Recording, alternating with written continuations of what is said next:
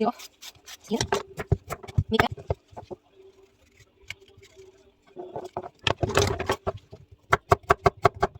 Because this is Mika.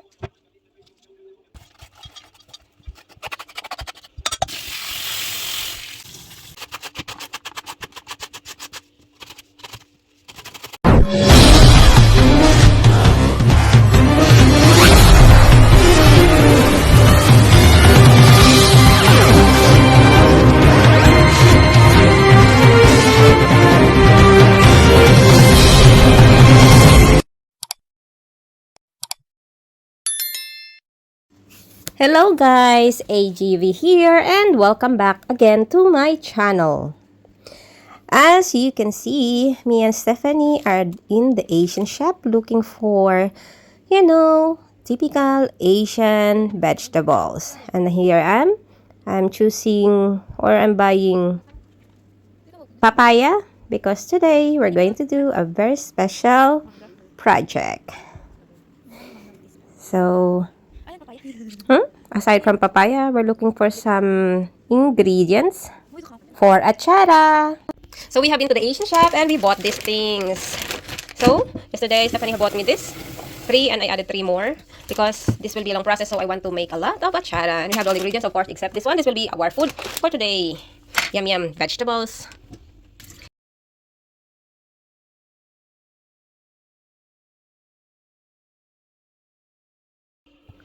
Are you looking for a delicious and tangy appetizer that's sure to impress your guest? Introducing homemade Atchara, a traditional Filipino dish that combines the crispness of vegetables with the tangy flavors of vinegars and spices. First, all you need to gather are the ingredients that you need, like the green papaya. You have to wash, clean, and take away the seeds. Make sure that it's 100% clean and then you can begin grating it. And I hope that you learn the process of making the pickled papaya or the homemade Filipino Atchara along the process by watching this video. And of course, you're gonna need also carrots, ginger, along with bell peppers, onions, and garlic.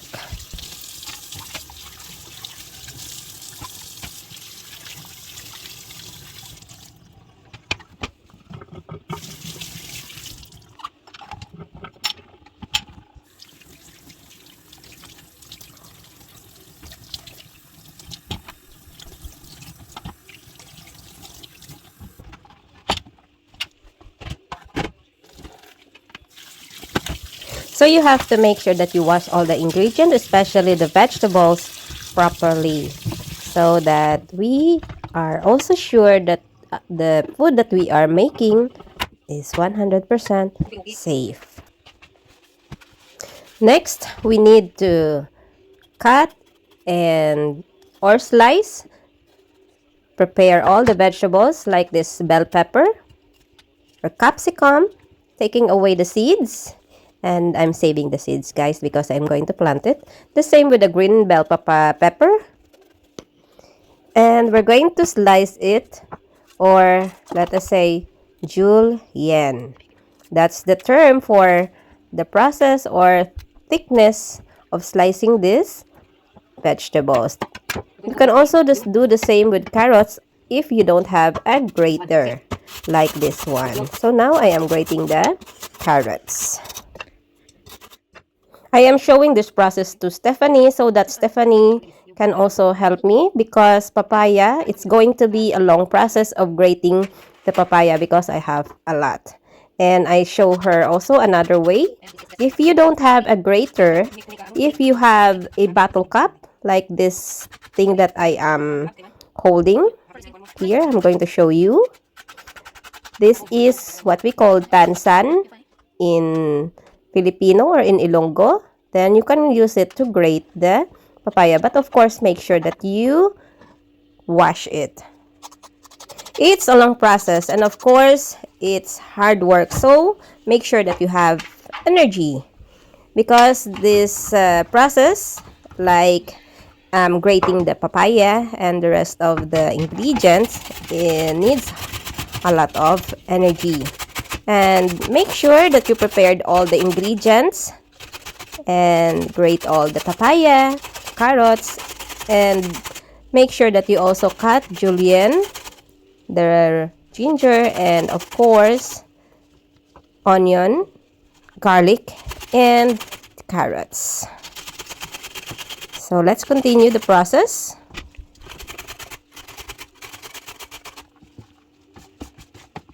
Nakakangalay talaga siya, guys.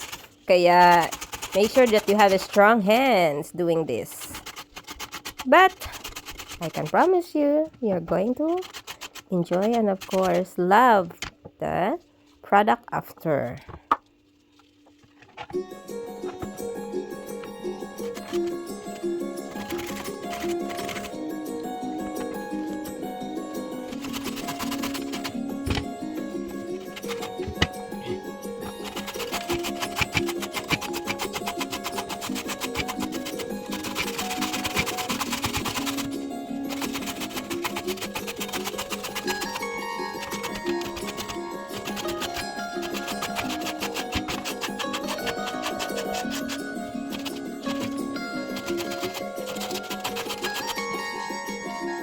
So once you're done, all you're going to do is to add salt to the grated papaya and carrots to squeeze out or to make it softer, and also to extract the juice, because you're going to squeeze it out. And also take away, that's I don't know, something special taste or something from the papaya. But that's the process, guys. Add salt and then let it sit for 10 to 15 minutes and squeeze the juice after. So this is the process, the hard work. So now we're going to need a little bit of it. So you see, there's the juice, and let's wait until you squeeze out the excess juice. A from few this. moments later. And of course, we're going to wash it also with water. As you can see, I'm doing this with the grated carrots. You'll see the process, and the juice is also going to soon come out. You see? That's the juice. So now, while waiting for our papaya and other carrots, we're going to make also a flower carrots. This is a nicer and design, and we're going to do the rest of our vegetables. So first, we're going to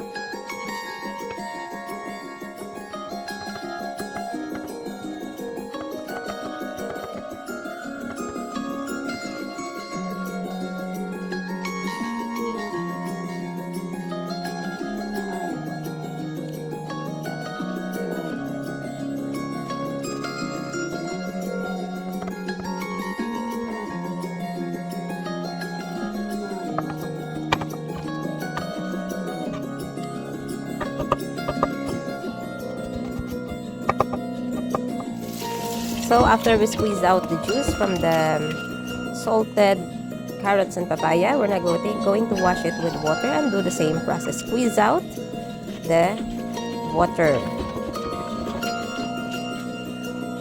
You can also use a clean cloth to squeeze out the juices or the water from the grated papaya, just like what I did. As you can see, it's all dry and no trace of salt.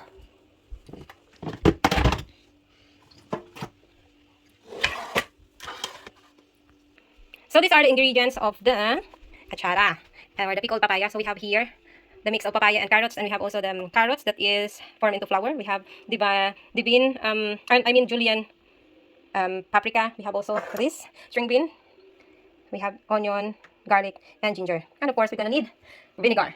So I'm gonna measure the vinegar, and vinegar, how much it is in liter or cups, will be the same amount of sugar that we're going to use. So I'm having a brown sugar here, one powder and one rock. So rock sugar. So we're going to use that, and then first we're going to cook our or boil our vinegar. So we have the casserole here, and that's it. And then we're going to add our vinegar. So now guys, we're going to measure our vinegar, how much it is in.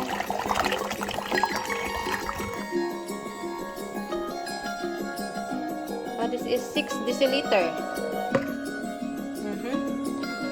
And then we're going to add it in there.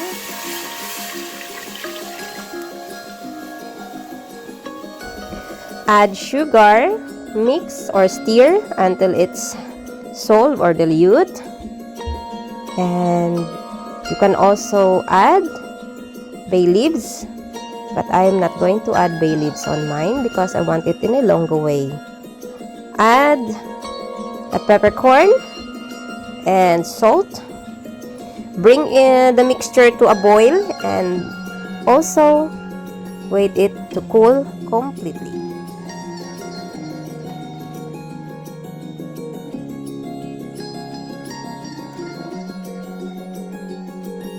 So here's the thing, this is optional. If you want it extra spicy but not very spicy, add red chili, but take away the seeds. And so I added the ginger, onion, and garlic. And this is it. Let's taste. And also add for second opinion to make sure you know that the taste is perfect.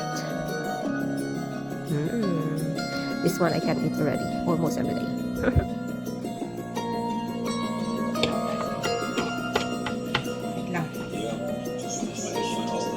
I just mixed it.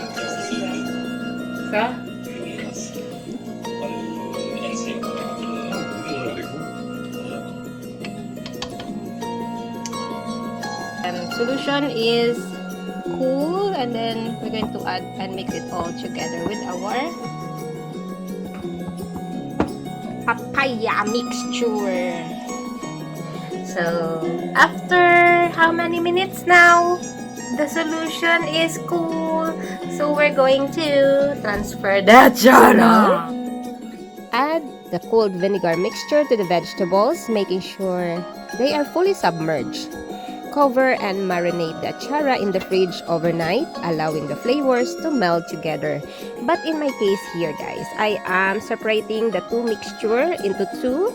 One with, they have almost the same ingredients, but the only difference is the other one, I'm going to add long beans. And here, we have to remember that we are living in Norway. I wanted the Norwegian people to taste this kind of food because you know I have business idea in my head. So this time they're going to taste it for free, but I have also to be very careful. Not all Norwegian people can eat long beans, because in the other side, guys, I'm going to add, or the other mixture, I'm going to add long beans or string beans. And Norwegian people, they have kinds of allergy towards beans or bean family, so I have to be very careful. And I love also string beans, so the string beans will stay with me, and the other mixture without string beans will be distributed to my friends, neighbors, and of course family of Anba. And this is how it is. After I mix all this, I do put it inside the mason jar. Don't worry, guys, because this is so wet, it will submerge there inside overnight. And I still have another small mixture of vinegar inside the pot. So I'm going to add the juice later, or I'm going to add the mixture later once the mason jar are full. And the next day, you serve your homemade atchara alongside your favorite food or Filipino dishes, or simply enjoy it as a tangy and refreshing appetizer. The combination of the crisp vegetables with a sweet tangy flavor is sure to tantalize your taste buds. So why not give this homemade achara recipe a try and wow your friends and family with a taste of the Philippines? Hmm.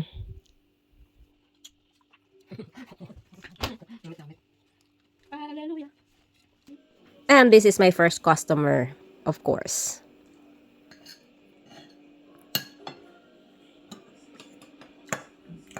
It's good. So how was the achara? The taste. Ang Oh. sarap. Nasupi